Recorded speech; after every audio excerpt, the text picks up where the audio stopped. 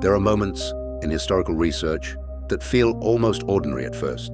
You are simply browsing photographs, reading archives, moving slowly through images that have been seen by thousands of people before you. Nothing dramatic, just quiet curiosity. That was exactly the situation when I first came across the night photographs of the 1893 Chicago World's Fair. At first, they looked beautiful in the way many historical photographs do. Elegant buildings, long promenades, reflections of classical architecture across still water. The fairgrounds were designed to look like a temporary imperial city, a place meant to impress visitors with the promise of modern civilization. But then I noticed something that changed the way I looked at those images. The light. Not a few scattered lamps placed along a street, not small islands of brightness surrounded by darkness. The way early electric lighting is often described. The entire city was glowing. Lines of incandescent bulbs traced the edges of buildings with almost surgical precision. Bridges appeared as ribbons of light stretching across black water. Domes and towers rose from the darkness, outlined so clearly that the architecture seemed almost unreal, as if the buildings themselves were emitting light. And this was 1893. When I first saw those photographs, I assumed the explanation was simple. World's fairs were designed to showcase new technology. Electric lighting was one of the great inventions of the age. Of course, the organizers would want to demonstrate it on a spectacular scale.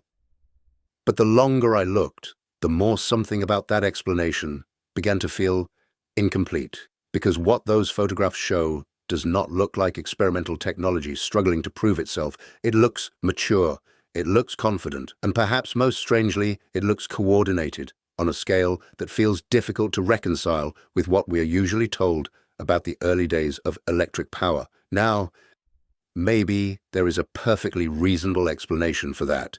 History is full of moments when technology advances faster than we expect. Sometimes a breakthrough spreads rapidly, and what appears surprising in hindsight was simply the result of intense innovation at the time. But the deeper I looked into the world's fairs of that era, the more I realized Chicago was not an isolated event. Something else was happening. Because once you begin to follow the photographs, once you start comparing the exhibitions across different cities and different years, you begin to see the same phenomenon appearing again and again. Entire temporary cities, brilliantly illuminated, built quickly, and then gone. And that is where this story really begins. When I first noticed the photographs of Chicago at night, I assumed I was simply looking at a unique moment, a spectacular demonstration meant to impress visitors with the possibilities of electricity.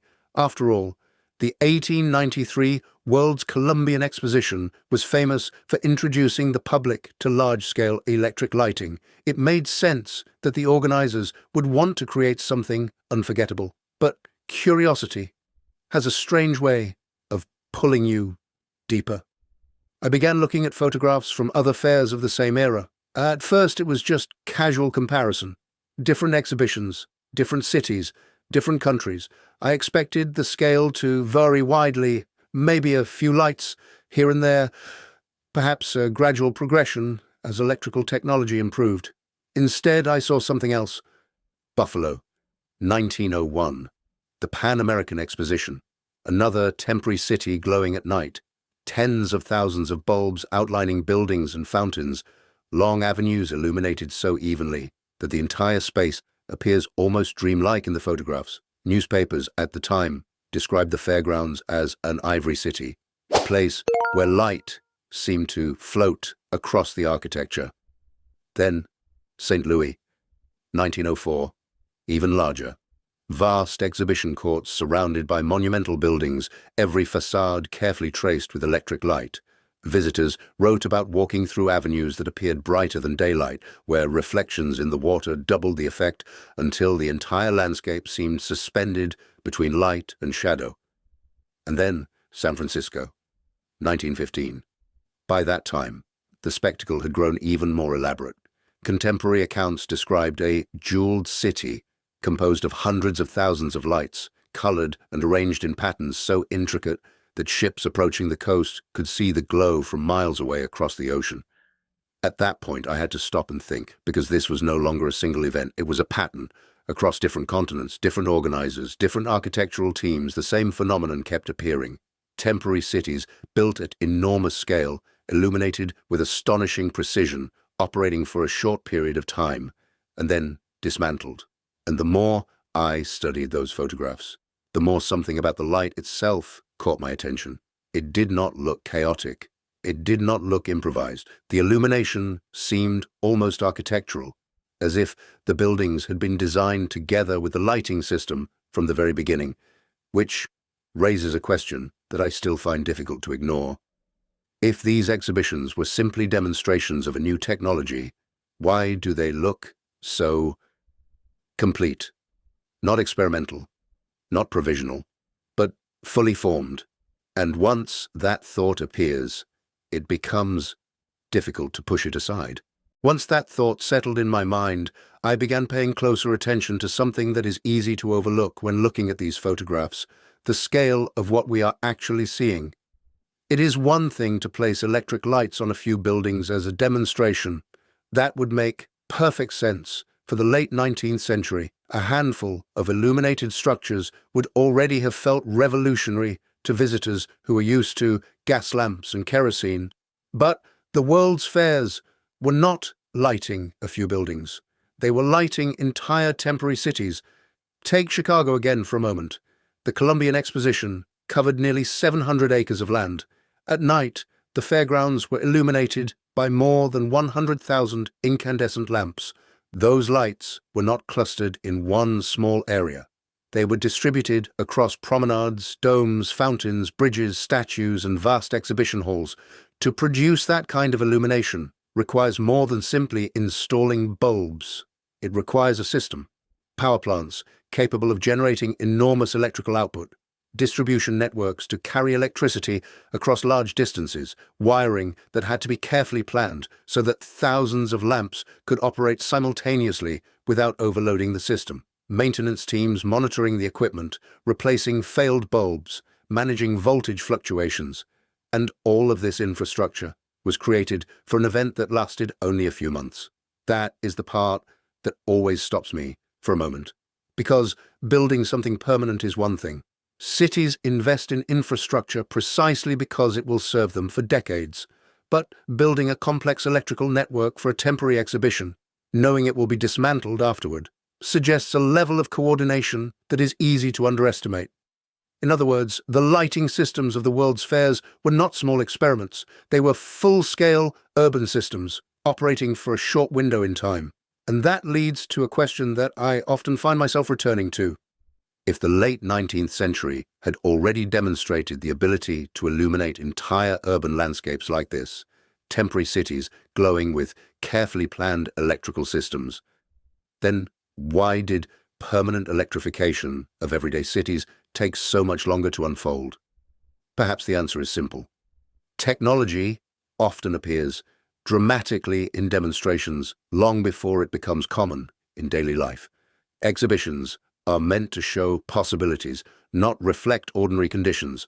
But when you compare the photographs carefully, when you see the same pattern repeated again and again across different fairs, different cities, and different continents, another possibility begins to linger quietly in the background. Maybe these exhibitions were not simply experiments with new technology. Maybe they were moments when an emerging system briefly revealed what it was already capable of. At this point in the investigation, something interesting begins to happen. What initially looked like a curious detail in a few photographs slowly starts revealing itself as a much larger pattern, because the glowing cities of the World's Fairs were not confined to the United States. Around the same period, similar spectacles began appearing across Europe and beyond. Paris, for example, hosted the 1889 Exposition Universelle, the event that introduced the Eiffel Tower to the world. At night, the exhibition grounds were illuminated with thousands of lamps, creating a vast field of light along the banks of the Seine.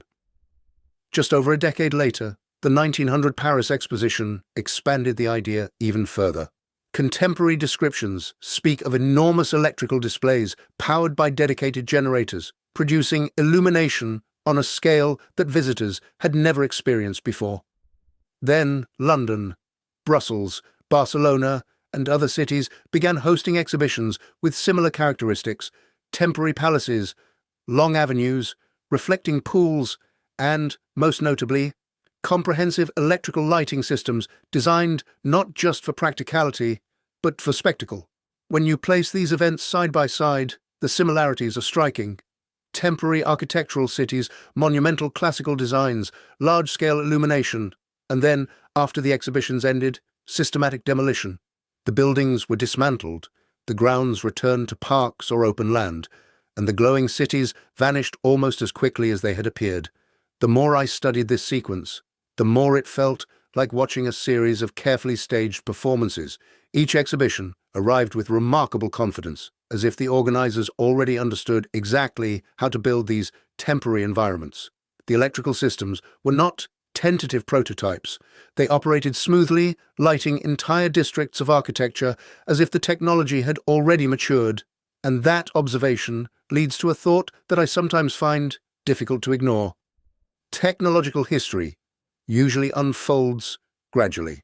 Innovations appear in small experiments first, then spread outward as engineers refine the systems and solve the inevitable problems. But when you look at these World's Fair photographs, the progression seems almost reversed. Instead of small beginnings followed by expansion, the fairs appear suddenly at enormous scale, demonstrating capabilities that feel surprisingly advanced for the moment in which they appeared. Now, there may be perfectly reasonable explanations for that. Large exhibitions attract the best engineers, the best funding, and the strongest motivation to impress the public. Under those conditions, it is possible that technology can advance more rapidly than it does under ordinary circumstances. Still, when you see the same luminous cities appearing again and again across continents, it becomes difficult to view them as isolated achievements. They begin to feel like something else. Not accidents, not anomalies, but a repeating chapter in the story of how the modern world learned to illuminate itself. At this point, it would be easy to conclude that the story is simply one of rapid technological progress. The late 19th century was an era of extraordinary innovation. Electricity was transforming industry, communication, and urban life. Perhaps the World's Fairs were simply moments when that progress was displayed at its most dramatic scale. And to be fair, much of the historical record supports that interpretation. Engineers like Thomas Edison, Nikola Tesla, and George Westinghouse were actively competing to develop electrical systems capable of powering entire cities. New generators were being built, transmission technologies were improving, and companies were eager to prove that electric light could replace gas lamps and kerosene. In that context, the World's Fairs make sense. They were stages where the future could be demonstrated. But when I look again at the photographs, I notice something that still gives me pause. The lighting systems do not look provisional. They do not resemble early experiments struggling to prove their reliability. The illumination appears remarkably balanced, almost gentle. Walkways glow without harsh glare.